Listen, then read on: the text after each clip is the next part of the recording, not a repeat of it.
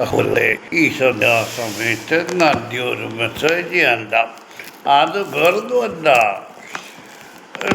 ഞാൻ ദൂരദേശത്തേക്കും പല പ്രാവശ്യം ഫോട്ടോ ധ്യാനം കേട്ടിട്ടും അങ്ങനെ പല സ്ഥലത്തും പോയി ഓരോന്ന് കാണുകയും ചെയ്ത് പഠിച്ചിട്ടുണ്ട്.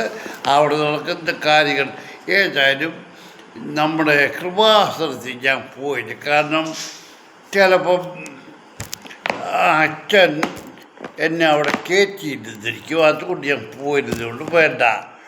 എന്നാൽ ഈ പുത്തങ്കാവ് ശരീര വകയിൽ എല്ലാവരും പരിശുദ്ധരാണ്, വിശ്വാസികൾ. ഈ ചിലർ എല്ലാവരും അനീതി അതിക്രമം കാണിക്കാൻ പോകുന്നവരല്ല. എന്നാൽ ചിലർ ഈ വിശ്വാസി എന്നുള്ള മുമ്മൂടി ധരിച്ചുകൊണ്ട് വഞ്ചന പ്രവർത്തിക്കുന്നവരാണ്. അതായത് എൻ്റെ കസിനോട് പിണങ്ങാനും വേണ്ടിയില്ല. എൻ്റെ കസിൻ അമേരിക്കയിലുണ്ട്. അവൻ നാട്ടിൽ വന്നാൽ ഞാൻ അവൻ്റെ കൂടെ എപ്പോഴും ഉള്ളത്. ഏത് കാര്യത്തിലും അവൻ എന്നോട് പറയും, ഞാനത് ചെയ്തു കൊടുക്കും. എന്താണ് ഒരു നല്ല വിശ്വാസി കയറി വന്നു. കാര്യം എന്തെല്ലാം സൗകര്യങ്ങളാണ് ഒരുക്കി കൊടുക്കുന്നത് എൻ്റെ കസിന്. അപ്പോഴേ കസിൻ്റെ ഒരു പുരയിടം വിൽക്കാനായിട്ട് വിറ്റു. അപ്പോൾ ആ പുരയിടക്കാർ മണ്ണ് എടുക്കുക. അപ്പം മണ്ണെടുക്കുമ്പോൾ മുകളിലത്തെ തട്ട് മണ്ണ് താഴോട്ടിരിക്കുക, ഇഞ്ചി വീഴാതിരിക്കാനായിട്ട് ഇവർ മതിൽ കെട്ടണം. അതവരോട് പറഞ്ഞപ്പോൾ അവർ പറഞ്ഞു, ഞങ്ങളുടെ വീട് പണി കഴിഞ്ഞിട്ട് ചെയ്യാം. അങ്ങനെയൊക്കെ കുഴപ്പി. അപ്പം മേലത്തെ പുര മേടിക്കുന്ന പയ്യൻ പറഞ്ഞു, മകളെ എനിക്ക് തിരിച്ചു പോകണം. ഉടനെ ഇദ്ദേഹം ഇവരെ കൊണ്ട് പറയിപ്പിച്ചു. ഇവർ വീടിൻ്റെ കുറച്ച് പണി കഴിഞ്ഞാൽ ഉടനെ കാശ് തരാമെന്ന് പറഞ്ഞു. ഏതായാലും എഴുതി കൂത്തിയൊന്നും തന്നില്ല. എൻ്റെ കസിൻ തന്നെ അതിന് കോൺട്രാക്റ്റ് കൊടുക്കാൻ തീരുമാനിച്ചു. അപ്പോൾ ഈ വലിയ വിശ്വാസിയോട് പറഞ്ഞു, അവന് എല്ലാം ഓൾറൗണ്ടറാണ്. അവനോട് പറഞ്ഞു കൊണ്ടേ ആളിനെ കൊണ്ടുവരാം. കൊണ്ടുവന്നതെന്തേ എസ്റ്റിമേറ്റ് എന്തുവാ 2,00,000 ചില്ലുവാൻ രൂപ. അതെന്തുവാ അതിനകത്ത് ആ കോൺട്രാക്റ്റ് അവൻ്റെ വീട്ടിൽ നിന്ന് ഇറങ്ങുന്നിടം പോലുള്ള ചിലവ് വരെ അത് ഉൾക്കൊള്ളിച്ചിട്ടുണ്ട്. ഞാൻ കാണുന്ന ഇവിടെ എൻ്റെ കസിനാണ് കണ്ടത്. അപ്പോൾ കസിനെ കാണിച്ചു, ചച്ചുകുഞ്ഞി ഇതെന്തുവാ? ഞാൻ പറഞ്ഞു, മോനെ ഇന്നത്തെ കാലം വേറെ ആളിനെ കിട്ടും. ഞാൻ ഉടനെ എൻ്റെ കൂട്ടുകാരനെ വിളിച്ച് പറഞ്ഞു, ഇടായി പോലെ സംഭവമുണ്ട്, പണിയുണ്ട്, വന്ന് എസ്റ്റിമേറ്റതാ. ആ വന്ന് 1,72 പണി തീർത്തു. അപ്പോൾ മറ്റേ വിശ്വാസി ആത്മീയക്കാരന് എന്നോട് പാകയായി. ഇനി ഞാൻ ചിന്തിച്ചില്ല. ഒടുവിൽ ഇവർ ഓരോ കാര്യങ്ങളും കോൺട്രാക്റ്റൊക്കെ ചെയ്യുമ്പോൾ അതിനൊന്നും ഞാൻ കയറിയിരിക്കുന്ന കാരണം കസിനുണ്ടല്ലോ, അവൻ ഇടപെട്ടോട്ടെ. ഏതായാലും കസിൻ പോയി കഴിഞ്ഞപ്പോൾ അവൻ്റെ ബെഡ്റൂമിൻ്റെ ബാത്റൂമിൻ്റെ വാതിൽ ശരിയാക്കണം. വായിച്ചാൽ നമുക്ക് ആളുണ്ട്, കൊണ്ടുപോവാ. മകളെ, ഞാൻ ഒരു കാര്യം പറയാം. ചെങ്ങന്നൂർ പുത്തങ്കാവല്ല, പന്തളമല്ല, എവിടെയും പോയി ഓരോ കാര്യങ്ങൾ ചെയ്യാൻ സാധിക്കാൻ എനിക്കറിയാം. പക്ഷേ ഇവൻ ഏറ്റതുകൊണ്ട് ഞാൻ എൻ്റെ കസിനും അവനെ സ്വീകാര്യമാണ്. പഴയ ആ ചരിത്രമൊക്കെ മറച്ചു കളഞ്ഞ് ഞങ്ങളെ. ഇവനെ വിശ്വാസം ചെയ്തോട്ടെ, എന്തെങ്കിലും കിട്ടുന്നത് എടുത്തോട്ട് തെറ്റുവാസി. അവനെ അളവെടുക്കാൻ വരുമ്പോൾ എന്നെ കഥകിൻ്റെ അളവെടുക്കാനായിട്ട് അതിന് മുമ്പായിട്ട് എന്നോട് വെച്ചാൽ ഇതുപോലെ ഇതിനകത്ത് ഇത്ര കട്ട് ചെയ്ത് കളഞ്ഞെങ്കിൽ അവിടെ നമുക്ക് ഡോറ് ഫിറ്റ് ചെയ്ത് കിട്ടുള്ളൂ. അതിന് 1,500 രൂപ മുടക്കി ആശാരി കൊണ്ട് ഇതിൻ്റെ വെറും പറക്കൊണ്ട് പോയവനാണ്. എന്നിട്ട് ഒരു ദിവസം ഈ സന്ധിക്ക് എൻ്റെ അടുത്ത് ഒരൊറ്റ താക്കോടുക അവർ ബസ്മെൻ്റ് എടുക്കാൻ വന്നു, ഒറ്റ വേണ്ടി ആവശ്യമൊന്നുമില്ല. ഓ ശരി, ഞാൻ എല്ലാം മനസ്സിൽ കാണുന്നവനാണ്. അവിടെ പിറ്റേ ദിവസം രാവിലെയും വന്നിട്ട് അപ്പോൾ രാത്രി സന്ദീപന് എൻ്റെ കാസ്റ്റിന് അമേരിക്കയ്ക്ക് അയച്ചു കൊടുത്തു. അവൻ എന്നെ വിളിച്ചു, ഇങ്ങനെ ഫോട്ടോ അയച്ചു തന്നു. ഇതിലൊരു ഇത് ഞാൻ സെലക്ട് ചെയ്തു. അപ്പം ഞാൻ അവനോട് ചോദിച്ചു, എടാ മോനെ അതിൻ്റെ പ്രൈസ് എത്ര എന്ന് പറഞ്ഞു. ഇല്ല. നീ ചോദിച്ചോ? ഇല്ല. അവൻ അങ്ങനെ സ്വഭാവക്കാരനാണ്. നിങ്ങൾക്കറിയാൻ വേണ്ടി 19 വർഷത്തിന് മുമ്പേ അമേരിക്കയിൽ പോയി ജീവിക്കുന്നവനാണ് അവൻ. അങ്ങനെ ഒരു മനുഷ്യൻ കൃത്തിച്ച് ഒരുത്തരും നശിപ്പിക്കുന്ന ആളല്ല. അതുകൊണ്ട് അവൻ ചോദിച്ചില്ല. എന്നിട്ട് ഈ മാന്യദ്ദേഹം രാവിലെ എൻ്റെ അടുത്ത് ഈ ഫോട്ടോ എല്ലാം കൊണ്ട് കൊണ്ടുവന്നിട്ട് മൊബൈലിൽ കാണിച്ചു പറഞ്ഞു, അച്ഛാ ഞാൻ ജോയിച്ചാന് ഇതെല്ലാം അയച്ചു കൊടുത്തു, ജോയിച്ചാൻ ഈ ഡോർ സെലക്ട് ചെയ്തു. ഞാൻ ചോദിച്ചു, നീ എത്ര രൂപ ആകുമെന്ന് പറഞ്ഞോ? ഇല്ല. വേണ്ട. അപ്പോഴും എനിക്ക് മനസ്സിലായി വേണ്ട. ഞാൻ ചോദിച്ചത് 6000 രൂപ. ശരി, 6000 രൂപ. മക്കളെ, ഇവൻ്റെയൊക്കെ പോക്കറ്റിൽ നിന്ന് ഇവൻ്റെ അപ്പൻ കണ്ട പൈസ ആണെങ്കിലോ ഇവൻ്റെ പോക്കറ്റിലെ പൈസ, ഇവൻ്റെ ബാത്റൂമിലെ ഡോറിൻ്റെ ഏത് ലോക്കാണ് വെച്ചേക്കുന്നത് ഈ തന്തയ്ക്ക് പിറക്കാത്തവൻ. ഇവിടെ ആ ഡോറിന് വച്ചിരിക്കുന്ന അഡ്വാൻസ് ലോക്ക്. കാശ് അവൻ്റെ അല്ലല്ലോ. അവന് കമ്മീഷൻ കിട്ടുന്ന അല്ലയോ വെച്ചുപിടിപ്പ്. ഞാൻ അവനോട് ചോദിച്ചു, എന്തിനാണ് ഈ ലോക്ക് ഇങ്ങനെ വെച്ചത്? ഒരു കുറ്റി കൊടുത്ത് വിട്ടാൽ പോരാ. കുറ്റി കൊടുത്ത് ഒരു കുറ്റിയിട്ട ബാത്റൂമിൻ്റെ അകത്ത് കയറി കുറ്റി ഇട്ട് കഴിഞ്ഞാൽ കുടിച്ച് ചിറങ്ങി വരുമ്പോൾ എനിക്ക് പോന്നു. അവനത് ഇഷ്ടപ്പെട്ടില്ല. ഞാൻ അത് കഴിഞ്ഞിട്ട് അവനോട് ചോദിച്ചു, നീ ഡോറ് ഈ കട്ട് ചെയ്ത് ഈ ഡോർ ഇങ്ങനെ ഫിറ്റ് ചെയ്യാനല്ലേ, എന്തുകൊണ്ട് ഇങ്ങനെ ആയി? അപ്പം അതൊന്നും അവന് ഇഷ്ടപ്പെട്ടില്ല. എന്തിന് ഏതായാലും ഡോർ ഫിറ്റ് ചെയ്ത് ഇറങ്ങിപ്പോയി. അവൻ അപ്പം തൊട്ട് എന്നോട് കലിപ്പ് തുടങ്ങി. നിന്നെ ഞാൻ കണ്ടോളാം, നിന്നെ നോക്കി വച്ചിരിക്കുക. എടാ, ഞാൻ വിചാരിച്ച എന്താ പറ്റി? അത് കഴിഞ്ഞ് എൻ്റെ കസിൻ്റെ വീട് പൂട്ടി, ഞാൻ ഗേറ്റും പൂട്ടി വെളി വന്നപ്പോൾ ഇവൻ എന്നോടങ്ങ് ജില്ലാന്ന്. എന്തിനു മക്കളെ, ഒരു കാര്യം ഞാൻ പറയാം. സ്കൂട്ടറിൽ കയറി ഹെൽമെറ്റും വെച്ചിരിക്കുക പോകാനായിട്ട്. ഇവൻ എന്നെ തായോടിന്നും പറഞ്ഞ് വിളിച്ചു വന്നിരിക്കുക, നിന്നെ ഞാൻ കണ്ടോളാമെന്ന്. ഞാൻ പറഞ്ഞ തായോടി ആ കുഴി കിടക്കുന്നവനെ പോയി വിളിക്കണം. അതല്ലേ എൻ്റെ ശരിയായ കാര്യം. ഞാനാണോ തായോടി? അല്ലല്ലോ.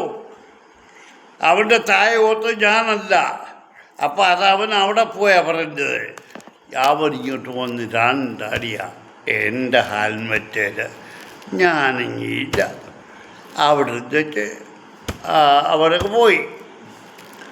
ഇപ്പോഴും അവൻ തിരപ്പര നടക്കുന്നുണ്ട്. മക്കളെ, നീയൊക്കെ എവിടെ പോയി അവസാനിക്കും? നീ മനസ്സിലാക്കണം. നീ കുഴിയിൽ കിടന്ന സമയത്ത് സഹായിക്കാൻ ഞാനേ ഉള്ളായിരുന്നു. അതിൻ്റെ നന്മയൊക്കെ അതിൻ്റെ ഒരു കുഞ്ഞുമോനുണ്ട് തെറ്റുവാസി. അന്ന് നീയൊക്കെ മൂക്കളെ ഒലിപ്പിച്ച് നടന്നതേ ഉള്ളൂ. വേണ്ട, നീ എന്ത് ചെയ്യുമെന്ന് എനിക്കറിയാം. എൻ്റെ പൊന്നു മക്കളെ, നിങ്ങളാരും എന്നെ ഒന്നും ചെയ്യാൻ പോകുന്നില്ല. നീ അന്ന് എന്നെ അടിച്ചപ്പോൾ എനിക്ക് തിരിച്ചടിക്കാൻ വയ്യാനില്ല. സ്കൂട്ടർ എടുത്ത് അങ്ങോട്ട് മാറ്റി ഇട്ടച്ച് ഒന്ന് തരാൻ വയ്യാഞ്ഞിട്ടല്ല. നീ മനസ്സിലാക്കിക്കോ. ഞാനിതിനൊന്നും വരത്തില്ല. നിനക്ക് എന്തെങ്കിലും സംഭവിച്ചാൽ ഞാൻ പോലീസിൽ കയറണം. എനിക്ക് പ്രായമായ കാലത്ത് വയ്യ. എനിക്കിവിടെ ഒതുക്കി കൂടിക്കഴിഞ്ഞാൽ മതി. ഇതാണ് ഇന്നത്തെ ക്രിസ്ത്യാനി ആത്മാർത്ഥ വിശ്വാസിയുടെ പോക്ക്. പലരും അങ്ങനെ ഇപ്പോഴ് ആത്മീയമാ. എവിടെ? അതിൻ്റെ പുറകിൽ ഭാരമൊപ്പമല്ല, പണം പിടിക്കുന്ന പരിപാടിയാ. ഞാൻ വെറുതെ പറയില്ല, അതിനാരെ കുറ്റം പറയില്ല. ഞാൻ ഓർത്തഡോക്സ് സഭയെക്കുറിച്ച് പലതും പറഞ്ഞിട്ടുണ്ട്. അവർക്ക് ഓർത്തഡോക്സ് സഭ ആരാ? ഈ കാതോലിക്കായ്ക്ക് സത്യം പറയാം. ഇപ്പം നിങ്ങൾ മോദിയെ അവരെയൊക്കെ പറയുന്നല്ലോ. ഈ കാതോലിക്കാതെ CJ പാർട്ടി അവർക്ക് ഇത് ചെയ്തു, അവരെ സപ്പോർട്ട് ചെയ്യുന്നു.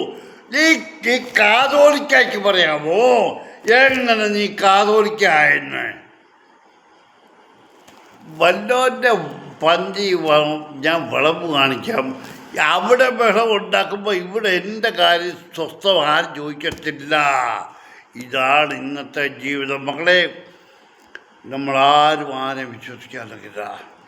ഞാൻ കഴിഞ്ഞ ദിവസം വായിച്ച ഭേദവാക്യം പോലെ നമ്മൾ അപ്പൻ മകൻ്റെയും അമ്മ മകളുടെയും ശരീരം തിന്നുന്ന കാലം വരും.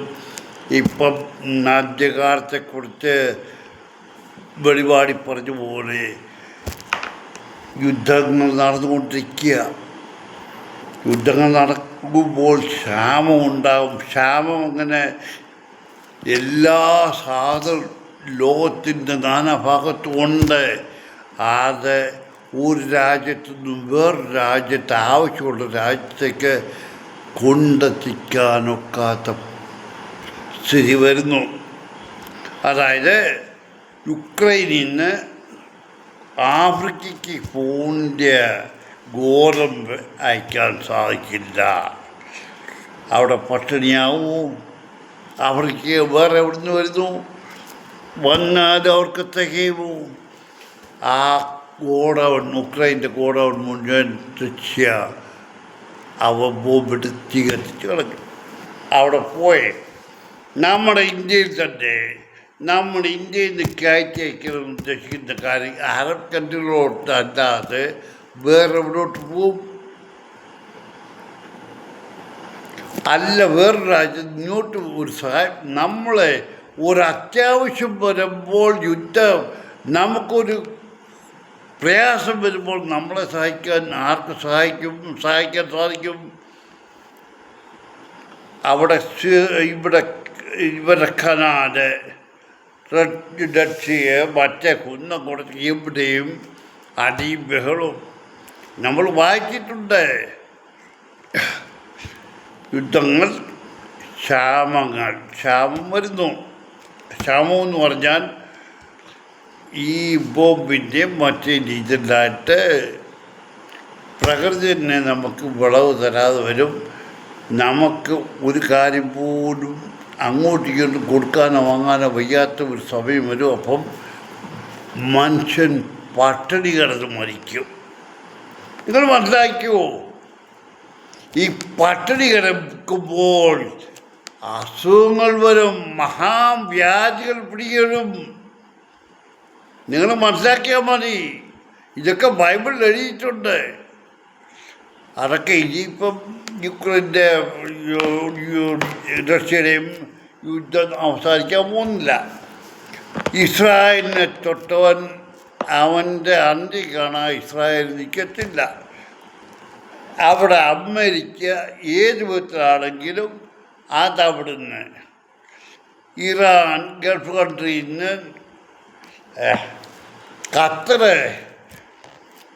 വേറൊരു കാര്യം, ഇപ്പം ഇന്നലെ ഒരു വലിയ ന്യൂസ് വന്നു. അതായത് ഖത്തർ അമേരിക്കൻ പ്രസിഡന്റിനൊരു എയർക്രാഫ്റ്റ് കൊടുത്തു.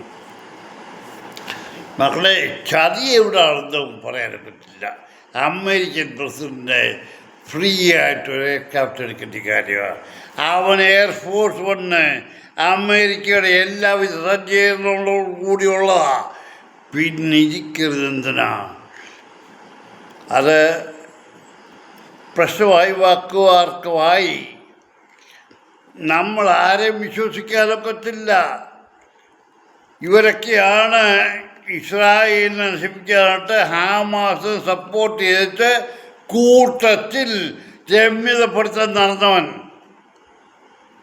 പോട്ടെ, നടക്കട്ടെല്ലാം മക്കളെ. ഇനിയും ലോകത്ത് എന്ത് നടക്കുന്നു പറയാനൊക്കെ പറ്റില്ല. യുദ്ധങ്ങൾ നടന്നുകൊണ്ടേയിരിക്കും. ഞാൻ പറയാം, ക്യൂബയിൽ നിന്ന്, ഇപ്പോഴല്ല ക്യൂബ, ഫ്യൂഡൽ കാസ്ട്രോ അവൻ ഭരിക്കുന്ന സമയം കമ്മ്യൂണിസ്റ്റ്, അവിടുന്ന് എത്രായിരം പേര് ജീവിക്കാൻ വയ്യായിട്ട് അവിടുത്തെ അരാജക നിമിത്തം അമേരിക്കയ്ക്ക് ബോട്ട് മാർഗം പോയി.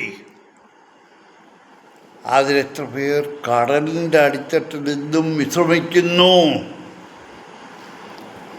അത് എന്തുകൊണ്ട് ഒരു രാജ്യത്തെ മനുഷ്യന് സ്വതന്ത്രമായി ജീവിക്കാൻ വയ്യ? അവൻ ജോലി ചെയ്ത് കഷ്ടപ്പെട്ടാൽ അവൻ ജീവിക്കാൻ വയ്യെങ്കിൽ പിന്നെന്ത് ചെയ്യും? നോർത്ത് കൊറിയ, അവിടെ പിന്നെ ഒരു കാര്യമുണ്ട്, ആർക്കും പുറത്തു പോകാനൊക്കെ പറ്റില്ല, കിങ് ജോങ് എന്ന് പറയാതെ. അതുപോലെ സെക്യൂരിറ്റിയാണ്. ഇന്ത്യയിൽ നമുക്ക് എന്താ സംഭവിക്കുന്നത് മക്കളെ? രാഷ്ട്രീയവും മതവും കൂടെ കൂട്ടിക്കലർത്തി. എന്നാൽ ഈ വലിയ വലിയ ആൾക്ക് ഇവർക്ക് ഒരു കാര്യമുണ്ട്, ഏത് സമയത്തും നിയമങ്ങൾ ഉണ്ടാക്കാം, ഓരോ നിയമങ്ങളുള്ള ഏത് സമയത്ത് വേണേലും പ്രയോഗിക്കാം. എന്നാൽ ന്യായമായ രീതിയിലുള്ള കാര്യത്തിൽ ന്യായമായ രീതിയിൽ പരിഹാരം കാണണം. നമുക്ക് ആരെ അടിച്ച് അമർത്താം, ആരെ പിടിച്ച് വേണമെങ്കിലും ജയിലിടാം ഒരു രാജ്യം ഭരിക്കുന്ന പാർട്ടിക്ക്. അതിനെക്കുറിച്ച് ആർക്കൊന്നും പറയാനൊക്കത്തില്ല. അവർ പറയും സെക്യൂരിറ്റി റീസൺ. അതൊക്കെ നല്ലത് തന്നെ മക്കളെ. മനസ്സിൽ ഒരു ശകലം ഇത് വേണം. ഒരു കണക്കിന് ഒരാളെ വായിച്ച് കേൾപ്പിച്ചു. ഈ സർക്കാർ, മോദി സർക്കാർ വന്നതിന് ശേഷം എത്ര പരീക്ഷകൾ ഓരോ വിധത്തിൽ ഉഴപ്പിപ്പോയി എന്നുള്ളത് ഞാൻ കണ്ടില്ല. അത് വേണമെങ്കിൽ ഞാൻ എടുത്ത് കാണിക്കാം മക്കളെ. രാജ്യത്തെ ചെറുപ്പക്കാരെ എനിക്ക് നിങ്ങളോട് പറയാൻ, ആര് തന്നെയാണെങ്കിലും രാജ്യം ഭരിക്കുന്ന ആരാണെങ്കിലും നിങ്ങൾ മുതുക്ക് പിടിച്ച നമ്മൾ അല്ല ഇനി രാജ്യം നോക്കാൻ പോകുന്നത്. നമ്മൾ കൊണ്ടുവന്ന് നമ്മുടെ ചെറിയ തലമുറയെ വളർത്തിക്കൊണ്ട് വന്ന് നല്ല പദവിയിൽ കയറ്റിയിരുത്തണം. അല്ലാതെ ചെറുപ്പക്കാർ അവരെ നിരാശപ്പെടുത്തുന്നത് നല്ലതല്ല. എനിക്കിത്ര പറഞ്ഞു. എല്ലാവർക്കും വേണമെങ്കിൽ തെളിയിക്കാം, ആരെങ്കിലും ചോദിക്കാനൊക്കെ നോക്കുമോ? പല കാര്യങ്ങളും എനിക്ക് പറയാനുണ്ട്, ഞാൻ പറയുന്നില്ല മക്കളെ. ഏതായാലും കൊള്ളാം, ക്യൂബ, നോർത്ത് കൊറിയ, ഇപ്പം ഇവിടെ നിന്ന് പറഞ്ഞാൽ ഇൻ്റർനെറ്റ് കട്ട് ചെയ്തു. അതുകൊണ്ട് എന്താ പ്രയോജനം? ഈ ചാൻസ് നോക്കി അന്യരാജ്യത്തു നിന്ന് ടെററിസ്റ്റ് അവന്മാരിലെല്ലാം കാണും. അവന്മാർക്ക് ഇൻ്റർനെറ്റിൻ്റെ ആവശ്യമില്ലല്ലോ. വെൽ പ്ലാൻ ഡാറ്റ വരുന്നത് വന്നാൽ നിങ്ങളെങ്ങനെ അറിയും? കേന്ദ്ര സർക്കാരിനോട് ഞാൻ ചോദിക്കുന്നത്, നിങ്ങളെ ആരറിയിക്കും? എനിക്കൊന്നും കൂടുതൽ പറയാൻ മക്കളെ. ഏതായാലും കൊള്ളാം, നമ്മുടെ നാട് നമ്മൾ അടിമത്തത്തിലേക്ക് പോകുന്നു.